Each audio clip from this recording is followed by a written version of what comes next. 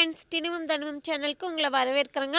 முருங்கைக்கீரை தோசை செய்யும்போது இந்த டிஷ் செஞ்சு பாருங்கள், செம காம்பினேஷனாக இருக்கும். அதுக்கு ஒரு பெரிய துண்டு இஞ்சி எடுத்துக்கலாங்க, 10 பல்லு பூண்டு எடுத்துக்கலாம்.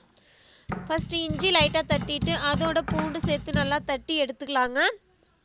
இந்த பதத்துக்கு தட்டி எடுத்துக்கோங்க. இஞ்சி பூண்டு தட்டி சேர்த்தோன்னா நல்லா ஃப்ளேவர் கொடுக்குங்க. இப்போ ஒரு பாத்திரம் காய வச்சு 2 குழிக்கரண்டி அளவு எண்ணெய் சேர்த்துக்கலாங்க. இதில் 2 பட்டை, 1/2 டேபிள் ஸ்பூன் சோம்பு, 3 கிராம்பு சேர்த்துக்கலாங்க. இது பொரிஞ்சதும் ஒரு மிளகாய் காரத்துக்கு தேவையான அளவு சேர்த்துக்கலாம். இது பொரிஞ்சதும் தட்டி வச்சுருக்க இஞ்சி பூண்டு பேஸ்ட்டு சேர்த்துக்கலாங்க. இது ஒரு 2 மினிட் எண்ணெயிலே ஃப்ரை பண்ணிவிட்டு இதோட 2 பெரிய வெங்காயம் பொடிசாக கட் பண்ணி எடுத்து வச்சுருக்காங்க, அதுவும் சேர்த்து நல்லா கண்ணாடி படம் வர்ற வரைக்கும் ஃப்ரை பண்ணிக்கலாங்க.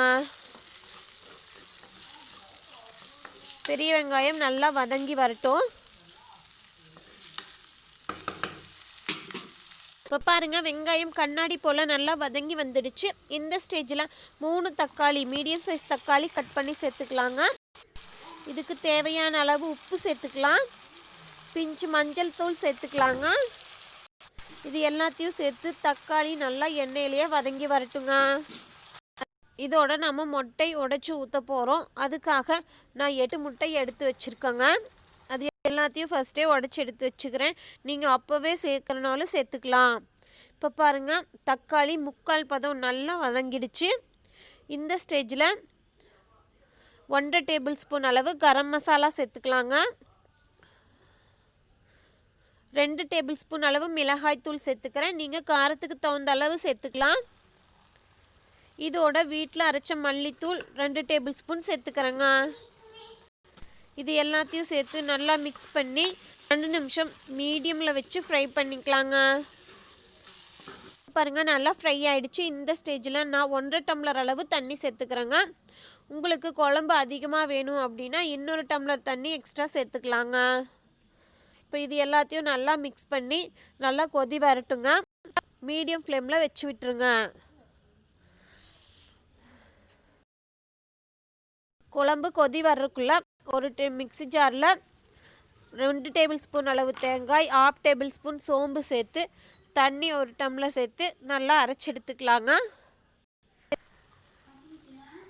இப்போ பாருங்கள், நல்லா கொதி வந்துடுச்சு, எண்ணெய் பிரிஞ்சு வந்திருக்கு. இந்த ஸ்டேஜில் நாம் அரைச்சி வச்சுருக்க தேங்காய் விழுது சேர்த்துக்கலாம்.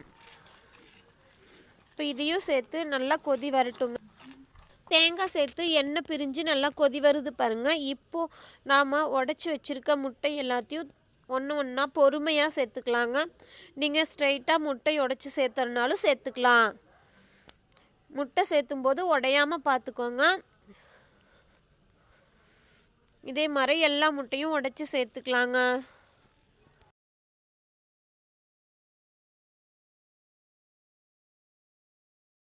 உடச்சி ஊற்றின பின்னாடி ஒரு 3 நிமிஷம் தட்டு போட்டு மூடி வச்சிருங்க.